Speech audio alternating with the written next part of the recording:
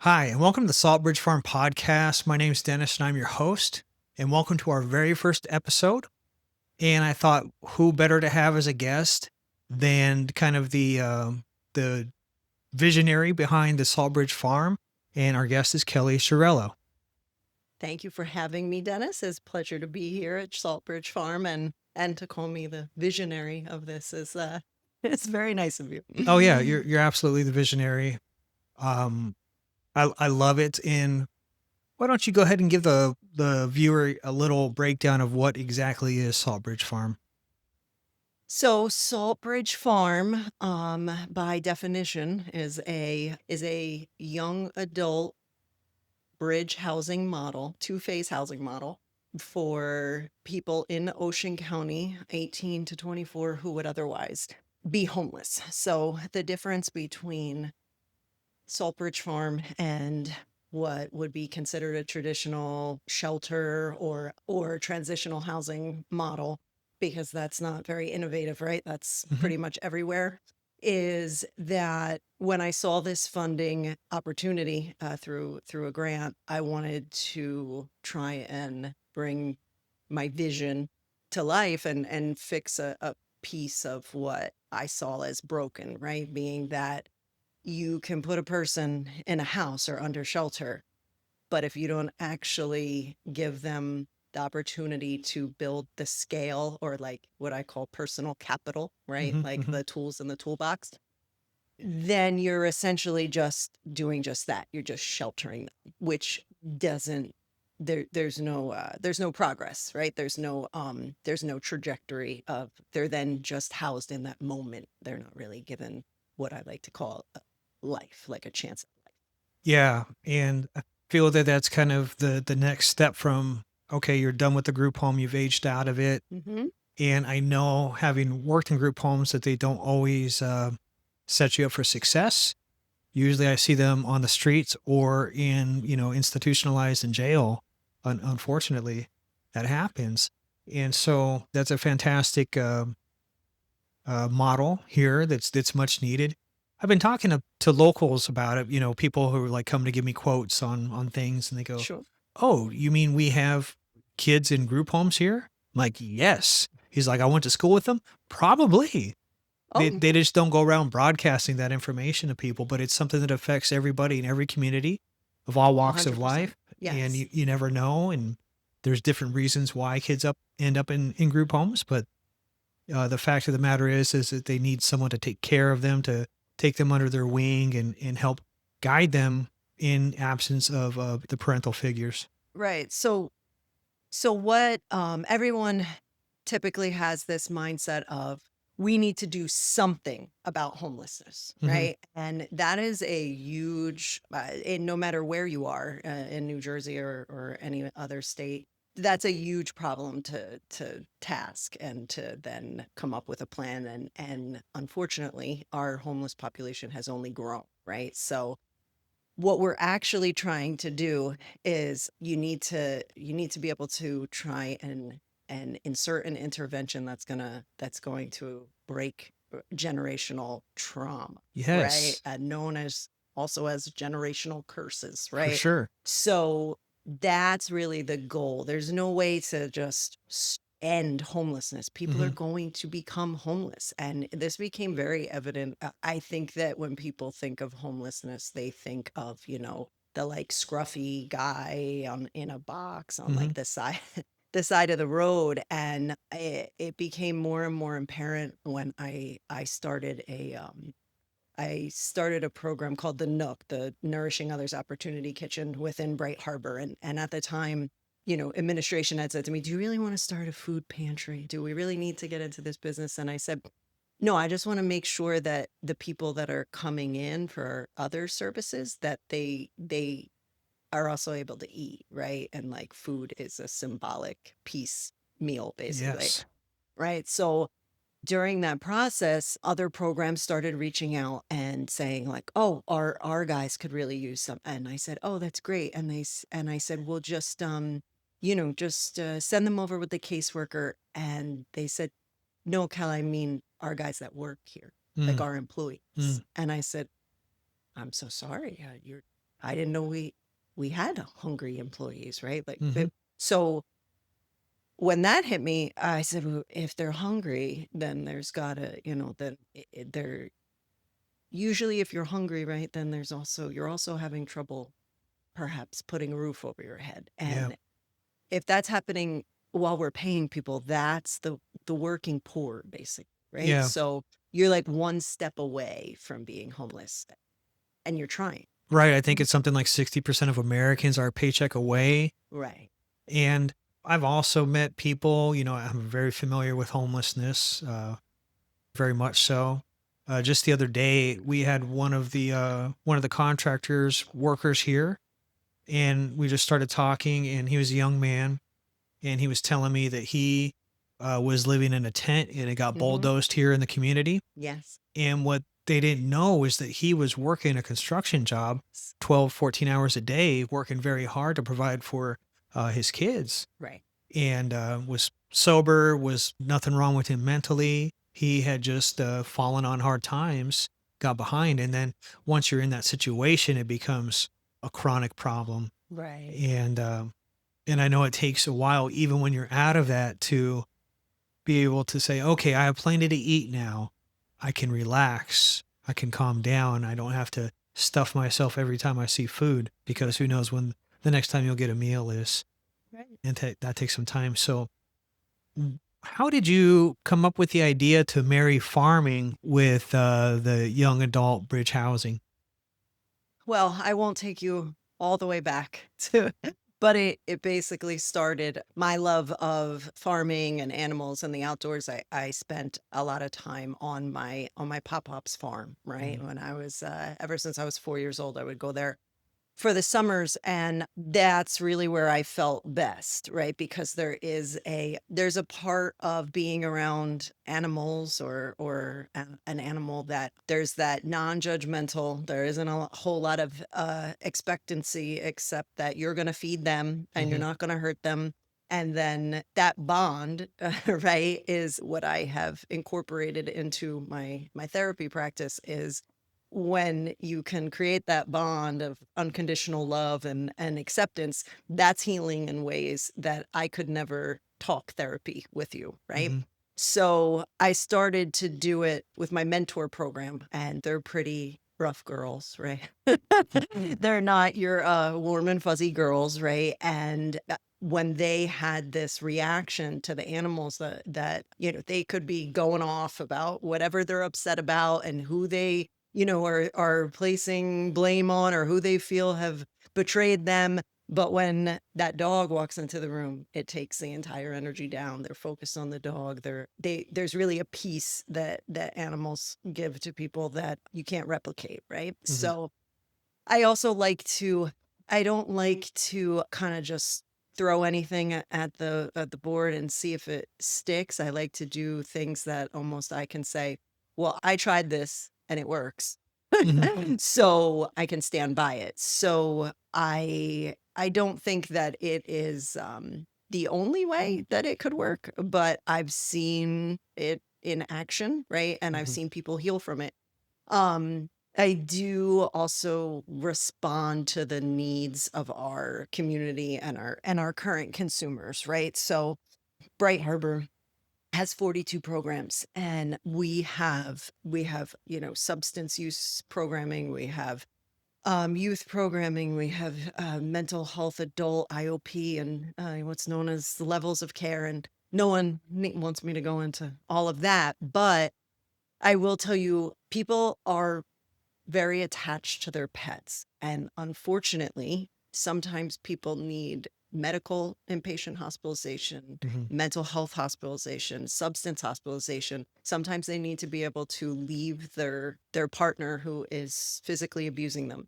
And they can't or they won't, because there's no place for their animal to go temporarily. Now, maybe they could give their animal up, Mhm. but to people like me, that is like asking them to give up their family member, right? So I wanted to be able to help that as well, because our shelters in Ocean County are and pretty much everywhere that I know is they're overfull, they're overcrowded. And so even if they gave up their animal, they're giving them up to a fate that's unknown. Mhm. And that's not a good feeling. So when I wrote this proposal, I also wanted to be able to house people's animals temporarily so that they can get the help that they need. And then the people who live here, that they would be able to feel a sense of worth that they were able to care for these animals while someone was getting well or getting the help that they needed. So that was Yeah. a huge No, part of that's it. great. I've known people personally who had an opportunity to get a place in a homeless shelter, and they're like, "Well, what am I going to do with my dog? This is all I have in the world. Right. The one that's protected me, the one that loves me no matter what, when everybody turns their back on me, and nah, I'm good. I'm just going to stay on the street with my dog." And Right. yeah, but if they know that there's somewhere special where they can take their dog and get the help they need, whether it's going into addiction recovery or whatever their need is, mental health or anything like Sure. that, then what a blessing that is. Yeah. Yeah. Yeah. So, and I know that it's, people are chomping at the bit. They're asking, is it ready yet? Can we, we have people now that need, like, can you take? Yeah, So, we're getting there. yeah, no, 100%. So what I do is I live here and I look at myself as the steward of the land, just to make sure that we do the best with the resources that we're given in a timely manner to make this happen. But it's so multifaceted. It's when I first got here, I'm like, okay, where do I start? And I'm looking, and behind us, you can see we have the barn back there. There's a couple acres behind us that's really overgrown. Lots of trees have fallen down. And so we just have to kind of get a grip on that, come up with a good plan. Meeting with contractors today, I met with the third quote to have some trees removed. But what we also are focusing on is sustainability. So Yes. I'm not like, hey, you know what? Just take these trees out of here and whatever. I'm like, hey, drop these wood chips here. Let me handle it, and I'll plow them in the field. Yes. And we'll irrigate less. It'll actually be a carbon sink.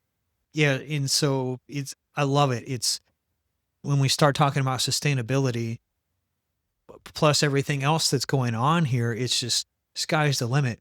That's why I'm really excited about this podcast, is because we can have a different topic Oh, every episode for forever. We can talk about pollinators and some of the special plants we have back there. There's so much we can talk about. yes. And I am so grateful that you are here, right? Hmm. Because I could have all the vision in the world, but if no one is bringing it to life, Yeah, then that's a problem. But am I allowed to talk about how you ended up here? sure. Yeah, I think it's interesting. There when I talked originally about what I wanted to do, because there is a grant process, right? And so you have to apply for the funding and in order to try and make this happen. And so when I had talked about the farm housing model, again, everybody was like, nobody's going to give, no, they're not going to let you buy a farm. And I said, okay. I said, well, just let me try. Like, let me just pitch my idea and see. And so, obviously, someone thought it was a good idea, right? Or a few people thought it was a good idea. And that sustainability piece was always in the back of my mind.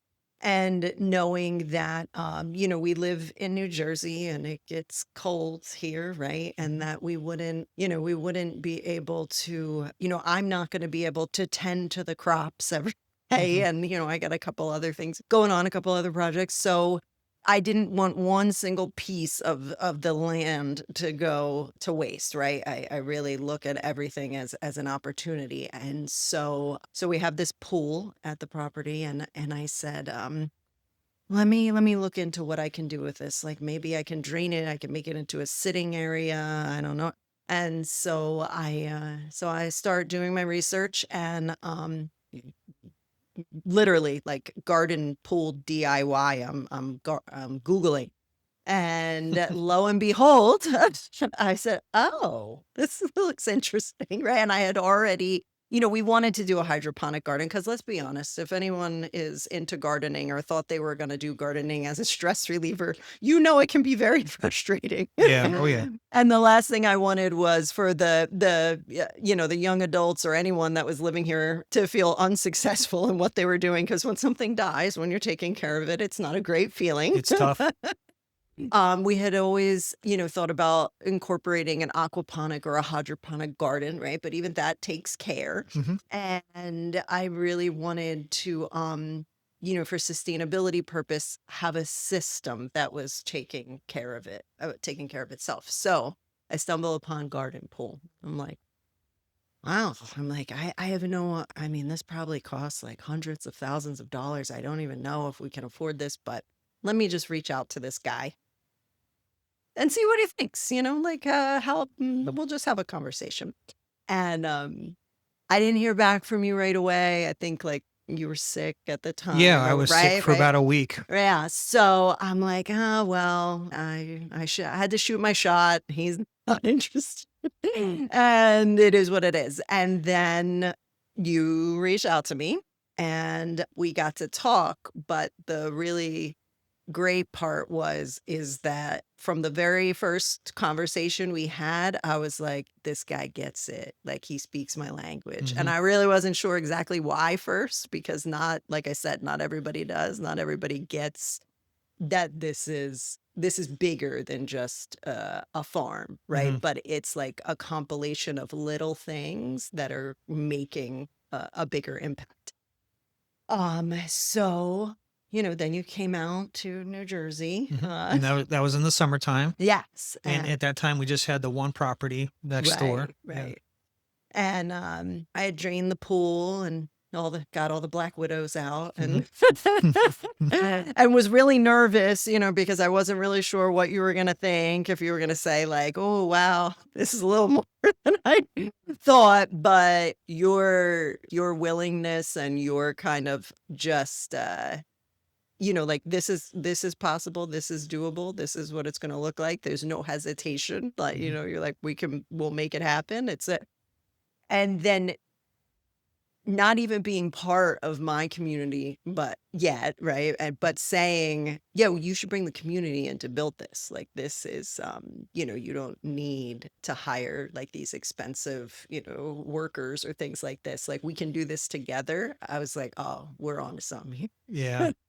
Yeah. So, and I know that's just you and your garden pool business, and that's how you've done things, and you've done it with less, right? You've done it in Yeah, I've done it in refugee camps in Haiti, or I've done it in prisons with just what we had on site. And to me, we do see eye to eye in that aspect. It's something as simple as building a garden can bring the community together. I've watched it with what happened in my backyard, and next thing you know, I'm going around the world helping people. And it was about, I always said I'm about making change, not dollars. right. Not that the dollars don't happen and they're not important. You're very good at bringing the dollars together, by the way, to make things happen. That's a really a special gift you have. But yeah, I know the bigger impact that it has, and not just for the nourishment of our bodies, but also our souls and our minds. I really feel Right. so. Yeah. And then and we've talked a little bit about this, but it's not, I want to be able to bring the community into the farm, not to put the people that live here on display, or to, for people to in any way like invade their space. But I really want them to see what's going on here and what people are capable of, whether it is, we talked about like growing peppers, right? And Mhm. like, and then do we teach them how to make it into a hot sauce, not to make a dollar out of them. I don't want a sweatshop. I want No. them to see that they can make something and people can enjoy it and they will thank them for it, right? Mhm. Like a lot of the kids that I work with, they've never even been thanked before, right? Mhm. Because they haven't had the opportunity to be thanked for anything. Like I teach the girls how to we go to Goodwill and we get pieces of furniture and we'll sand it down and we'll chalk paint it, and then someone will actually buy that and Mhm. and put it in their kids' rooms, and it kind of just teaches them like, you don't You don't have to, just because it's broke doesn't mean it's worthless. And that's giving the young people skills. That's a skill set, the Yes. entrepreneurial spirit to know that even when times get rough, and my dad used to say they can take everything from you, but they can't take your skills. Hmm. And so it makes you more resilient in life. And that's what we want to instill upon these young people is that resiliency. And I don't even know if I ever told you, but I used to teach at a charter school. I was hired by an inner city charter school. That's where the bad kids go. They get kicked out of all the other schools. At least this one was. And I taught a garden club. And then you have these young, they were middle school kids, Hmm. these young boys that just have all this angst in them and they get to like, go dig a hole. They're like, all right. And they're Yeah, just, sure. chop down, these limbs. They're like, okay, and it was so therapeutic for them. They loved it. And they gave me a lot of respect, which they didn't always give the teachers respect, but they knew that I wasn't there to judge them or boss them around, that we were doing something that the whole school was proud of, because next thing you know, they had this little food forest circling their school and everyone was loved it. And they're like, yeah, I planted those grapes over there. And Sure, yeah. sure.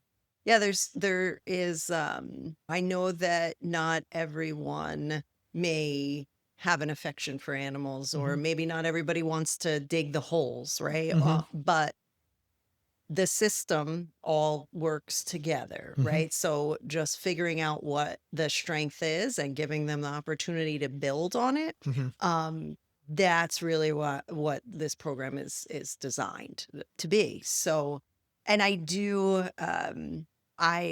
going back real quick just to like where the funding comes from, or like applying for funding. I'm not a certified grant writer. I'm not trained in it. I've never even taken a class, to be perfectly honest with you. But I feel like you can't, because a lot of people ask me like, well, teach me how you did that. Teach me grant writing, teach me that. And I don't know how. Hmm. I don't. I've always, going back to my pop-ups, like I used to, they weren't big TV people. Hmm. And they were so, it was either I was outside with the animals, or, I would write and I would write and I would Mm. write. And I think that has served me well. But I won't get religious or anything, but I I literally, every time before I start a grant, like I have to ask a higher power to guide my hand and Yeah, allow me to put my heart to paper, right? And that's really where I write from. I do the research, I swear. sure. I mean, it's all right. But if I told you that there was some sort of secret vault or something that I go into to try and figure out where I came up, it's not. It's a collection of what I feel has worked in my lifetime, and filling the gaps, or the voids in the system that I haven't been able to figure out any other way, right? So this is definitely an opportunity. It's a part of the puzzle, right? It's not gonna, some people, I feel, are gonna be very lucky to have this opportunity, Oh, I agree 100%. but we are still gonna be the only county in New Jersey that doesn't have a homeless shelter. Mhm. Um, it's a problem still around. Where are they going from here, right? We need to, just like when I was saying, well, Dennis, I'd love to have you here in New Jersey, but it's expensive here. I don't know how much I can pay you, Mhm. right? Like there's not whole lot of affordable housing. Mhm. And thank goodness you were willing to make the trek to New Jersey for this. Yeah, to me, it was I just seen the value in it, and I didn't go to school for any of this.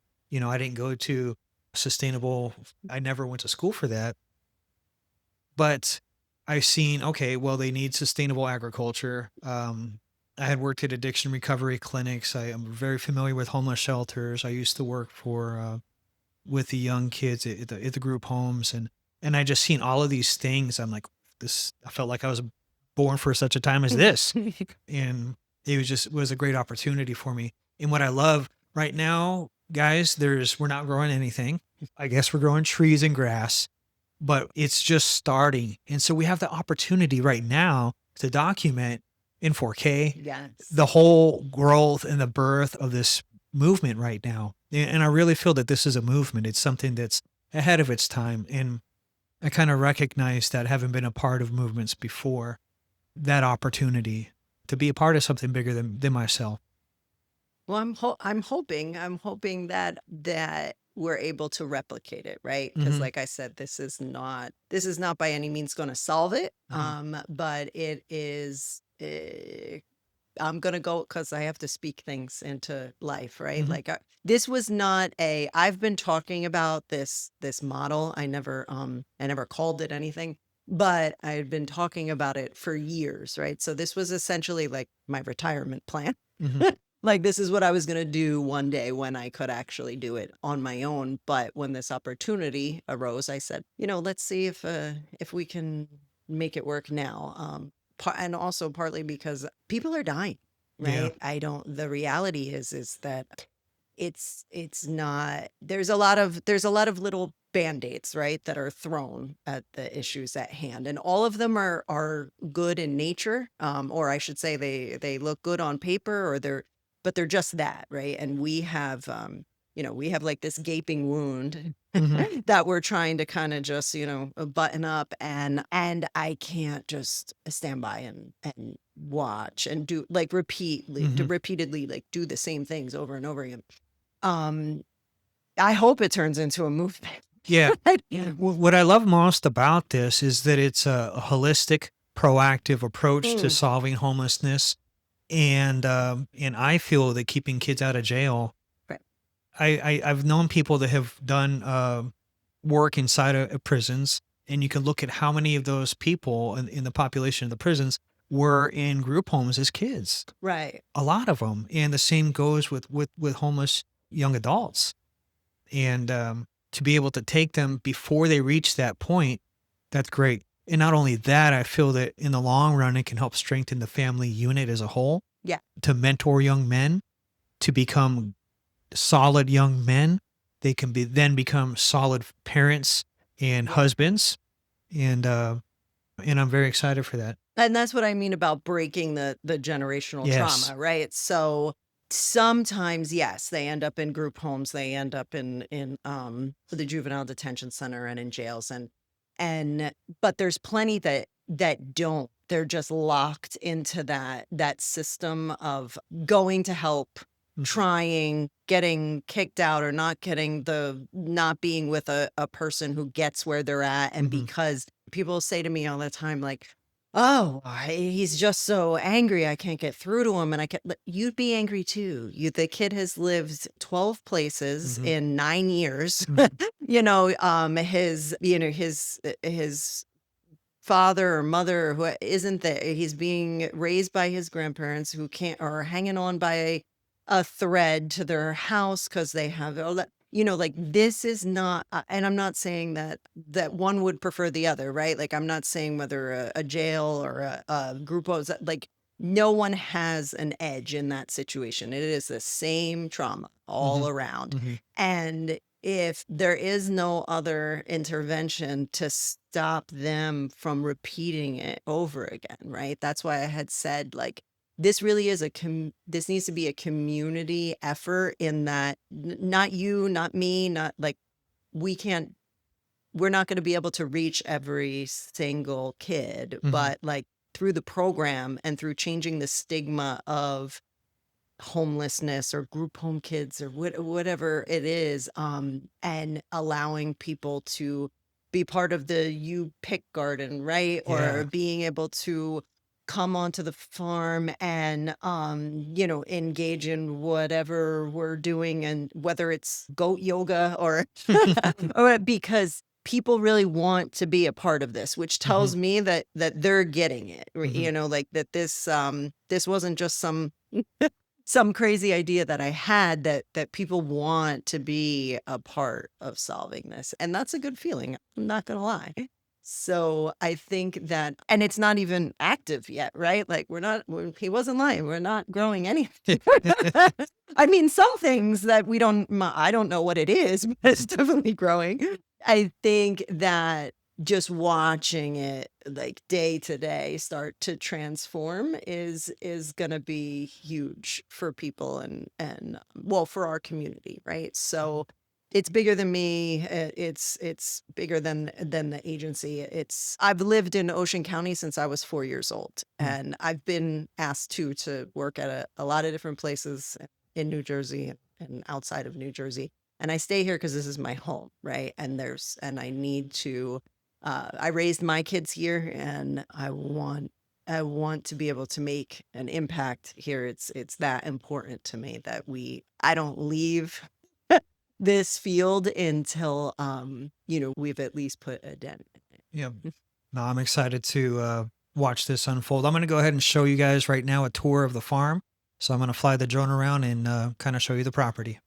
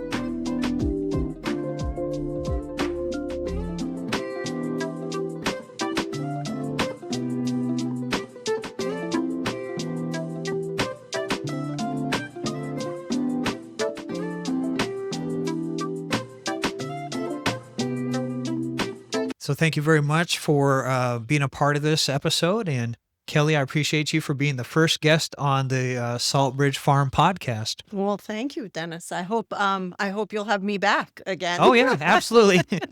Thanks so All much. right, take care.